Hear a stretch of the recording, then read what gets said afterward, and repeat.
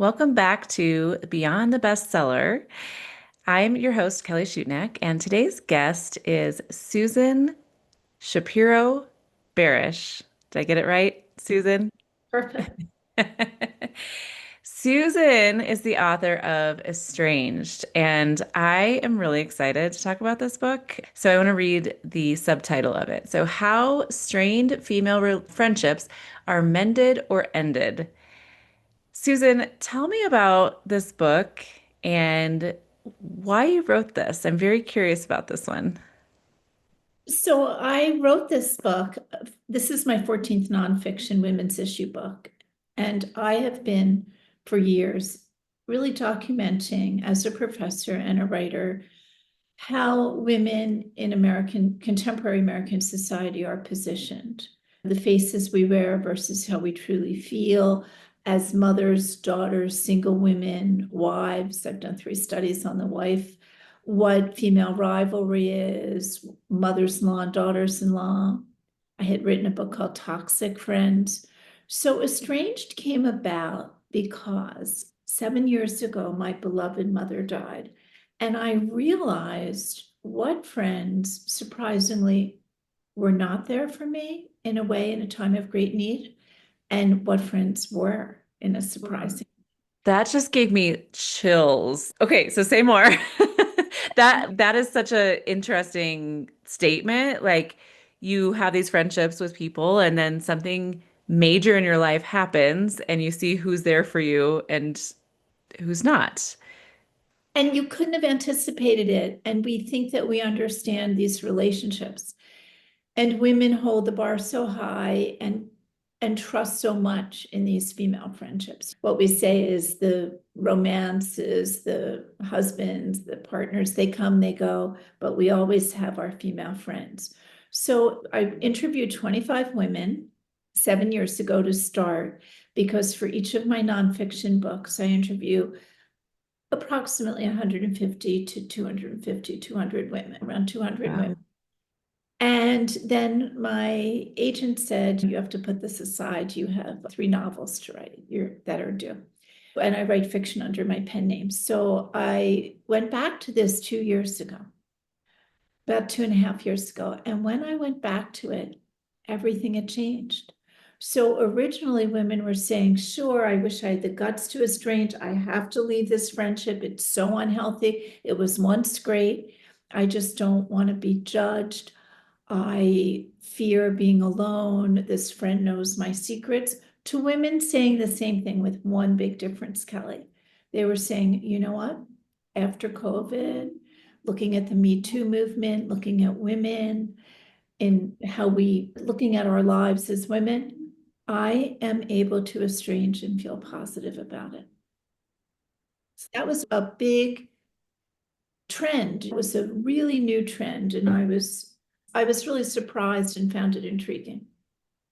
So you said that was like, what is it? It's like a certain time of your life where that is the case? Like or it's like, what is it that leads to feeling okay and not being Well, estranged? for this book, as with all my books, I interviewed a very diverse group of women Okay. between the ages of 20 to 80 in this study. However, for all of my books, including this, the women are diverse in terms of race, religion, ethnicity, level of education, social strata, earning power, where they live. So I try to get to every state all across the country. So cities, suburbs, rural areas, small towns, to hear what women have to say. And what's so fascinating is you don't need to have graduated from Harvard or have a graduate degree. You could have barely gotten out of high school. And if you're unhappy in a marriage, if you're struggling with your best friend, if your daughter is tricky, if work is too competitive, it just doesn't matter. These are the emotional needs as we're positioned Hmm. in contemporary culture. As Hmm. So 150 interviews or 150 to 200, that is a lot of interviews. How do you approach that? I think you're the first author I've talked to on this podcast who has said something like that. So I'm curious about how you approach that with your writing process. So you're interviewing these women, and how do you like organize your thoughts around these interviews, and how do you take that then and apply it to the chapters? Is your book, so that was one question, but is your book stories from these women, or is it like those are woven in through the message? Does that make sense? The interviews are always woven in. And the Okay. way that it works is I do phone interviews. Okay. And oftentimes I'll say to the women, do you have a friend or a sister? Do you know someone who might want to talk to me too? So for one of my books on wifing in America, I actually was able to get to military wives, which was fascinating, very different subculture by excuse me, by networking, by moving through that way. So because these are phone interviews and these are anonymous interviews, so all identifying characteristics are changed. The women are very open and very honest about what happened. And no, it's not just a book of interviews. The book is threaded with research, a look at pop culture. I cite some really famous women who have been in these dyads where it's ended up being a very difficult friendship, an estrangement in many cases. And we recognize that and we identify with it. And then when I look at research, I look at, because I was a professor, at some really serious treatises and also at a lot of articles. The Atlantic, the New York Times, they've run a lot of articles on friendship, how important it is and how much it's shapeshifted during COVID and after COVID, which really informs this book. And I saw the same thing in the interviews. Do you take I'm curious if you make recommendations for women in the book, or like how you apply what you're teaching, or what the reader is getting out of it to their situation with their friendships. Yeah, very good question. So how it works is at the end of the chapter, I would call this book Investigation, Exploration, and Prescription. So at the end of each chapter, we talk about the one long interview. This was so, I thought, amazing. For the 7 chapters, and we can go through some of them, of course, but I was able, for each chapter, I was able to get one long story of both sides. Oh, It's, okay. yeah, Ooh, I wait, I know. want to. Okay. It's very juicy, there's no question. But at the Yeah. end of those, I look at it as and say, can this friendship be saved? And we look at both sides. And then in addition, at the end of each chapter, I have a sort of like questions that we and answers. If you're in this position and your friend has not respected you in years, do you this, do you that? And then really apply some prescription. So it's a bit how to as well. It has some practical answers. And the chapters were really formulated as a result of listening. So after I listened to all 150 women, have a questionnaire at the back of another 111 women, I created chapters categorizing the types of friends. So you see yourself in one or two of these chapters. They can overlap. Interesting. That's really fascinating because when I first read the title of your book, it made me think of, I, I don't know, I see myself as the kind of person that I can write people off pretty quickly. If you mentioned that situation, I haven't been through that situation yet, but where you saw who was there for you when your mother passed. And that's a pretty extreme example, but I've had situations in my life where I have just had whatever, some sort of situation with a friend where I can just pretty much walk away and I'm like, I'm done. That's very healthy. That's Well, really that's healthy. good. It makes me feel like I don't If know, but I, if you can leave it, then you are opening the door for new, better experiences. yeah, yeah. So, but I'm interested in the both sides story because when there's certain situations that stood out to me right away when I read the title of your book, where I was like, I have estranged relationships, right? And somewhere people in my life have been like, why don't you don't like you used to be really close with that person? And I'm like, yep, nope, not anymore. Like I'm done. Anyways, but I'm would be curious like what that other side conversation is, right? So it's really interesting that you have both sides. Did you, so the people that you have both sides of those stories were able to read the other person's side of the story too, Well, right? but they can read it now because the book is out, but I interviewed both and they knew that I was interviewing the other side, of course. And it was a bit of a challenge getting them to agree. When I found Sure. really deep, multi-layered stories, I'd say, do you think that your former friend or your now reunited after all of this friend would talk to me? And some of them said yes, and that's how it happened. But we have to understand in the way that this works, you have the estranger who precipitates the estrangement. So she starts it. And you have the estrangee who's at the receiving end of being dumped. So we are listening to both sides of the story throughout, but only one side. We're both, I'd say both roles, estranger, estrangee. But in the story, the she said stories, I'm getting both sides. And for example, in one of the interviews, I don't want to give the whole thing away because Yeah, they're really, yeah. it's not going to the movies. It's like reading really a Yeah, novel. I bet. But what one of the women said is and I paraphrase, she meant so much to me, but it's over. And yet the other side, the estrangee, the one whom she left, said, you know what? I really wish we could revisit the whole thing. So it's almost like unrequited love. It's really Hmm. a way. 75% of the women in this study told me that they would find it easier to leave a romantic relationship than their closest female friend. Wow. That's how much we really cherish these friendships. Yeah. So going back to your story of kind of what, I don't know if that inspired it, but that backstory that you told about the women who didn't show up for you in that Right. time of your life. So how did you approach that whole situation? Did you, with those people where you recognized that they weren't there for you, did you continue those relationships? Did you have conversations with them about what had happened? Like, how did you handle that? I did not. I took note and knew I wanted to do a book on it. Because every nonfiction book I've ever written, I was curious enough to look for it first in a bookstore and see that it didn't exist. For example, when I was very young and I was getting married, I needed a book on mothers-in-law.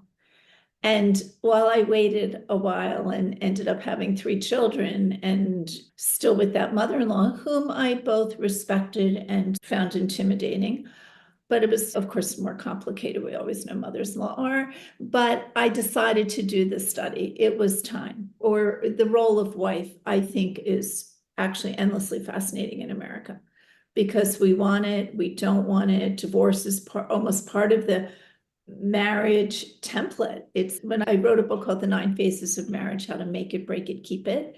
And in the middle of these phases, I pitched it to my publisher as 7 phases. But when I was started interviewing all the women, I got in touch and said, wait a second, there are 9 phases. There's divorce and remarriage, Hmm. 50% of the time.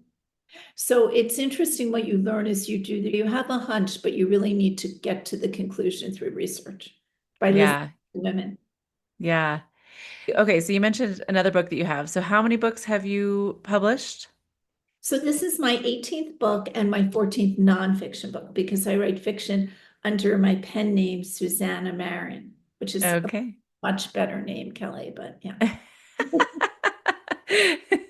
What's the genre that you write that's fiction?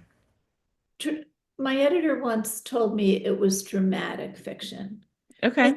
it's female driven, of course, because I take all that I've researched in my nonfiction and put it into the characters and what they do in my fiction. So it Yeah. really fuels the stories.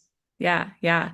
And then your nonfiction books, it sounds like they're very specific resources for women at least the ones that I've heard about from you so far.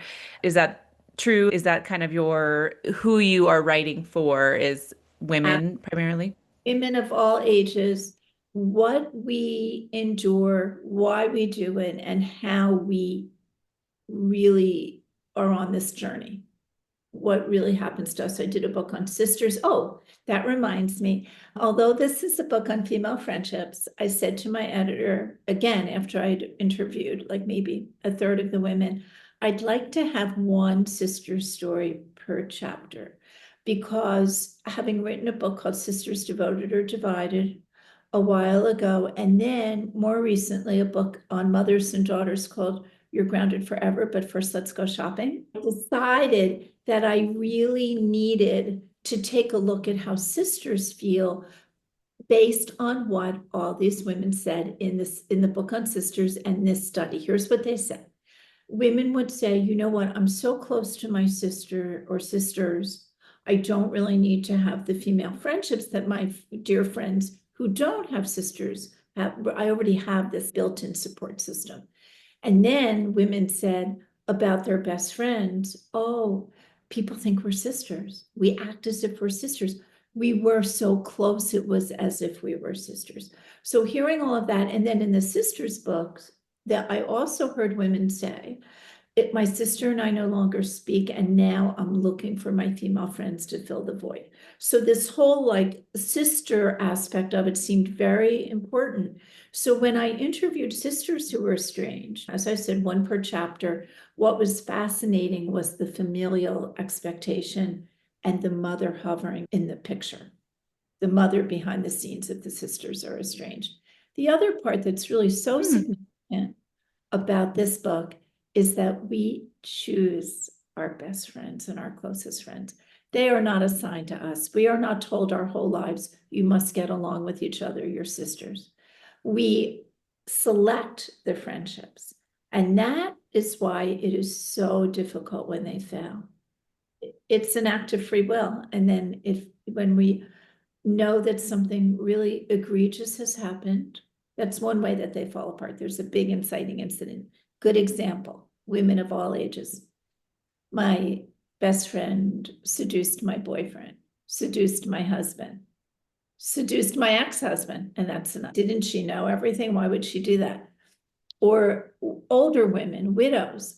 I found someone new, my best friend seduced him. So of course, that's a big betrayal. We understand why that's a deal breaker. But how about just the cumulative effect of a friendship that's not going well? In other words, or treated me like an equal. It's been years, I can't handle it another moment.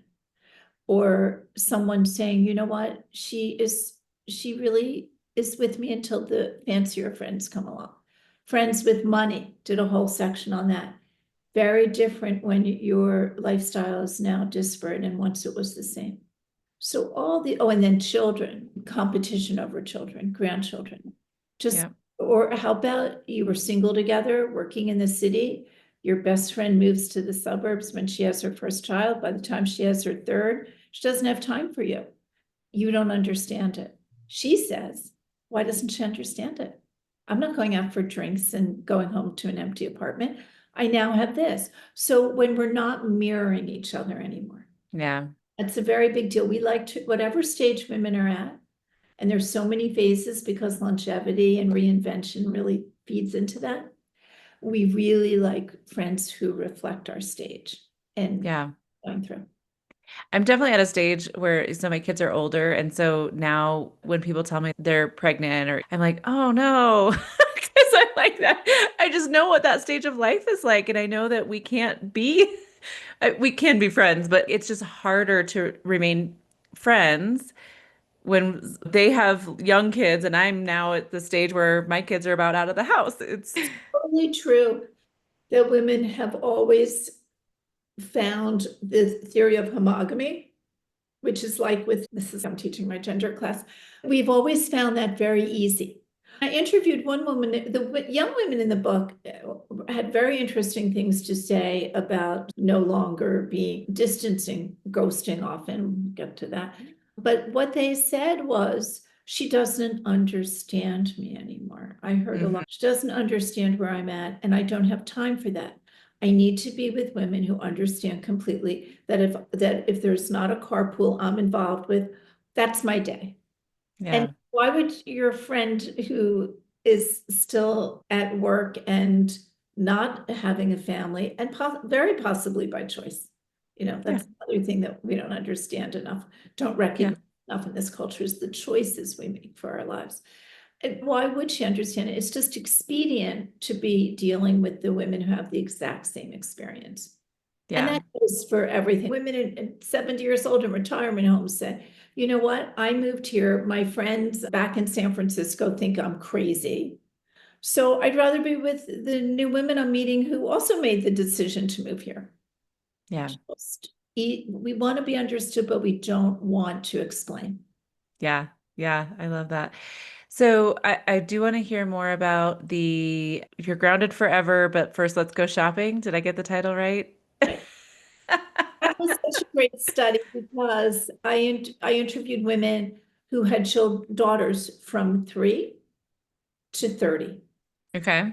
And I was really hearing about how differently, if they had sons as well, they treated their daughters. They felt more Hmm. protective, they made more excuses for them. But we have to remember, before we even started talking today, the biggest issue is, and it will be long after we talk, that we live in a patriarchy. And in a patriarchal culture, women get through however they can because we don't have as much voice. Things are better, but of course they're not perfect. Besides the patriarchy, it's a capitalistic society. In addition, and that means that unless there's equal pay for equal work, there's no equality. So whatever women do, we know, we all know within ourselves, it's our nature, but it's also nurture, which means the societal messaging that we absorb. So when I interviewed the women for that book, I thought a lot about what patriarchy does to our behavior and our choices, and with this book too, because the women kept saying, my female friends can't let me down, but so many other parts of my life have let me down.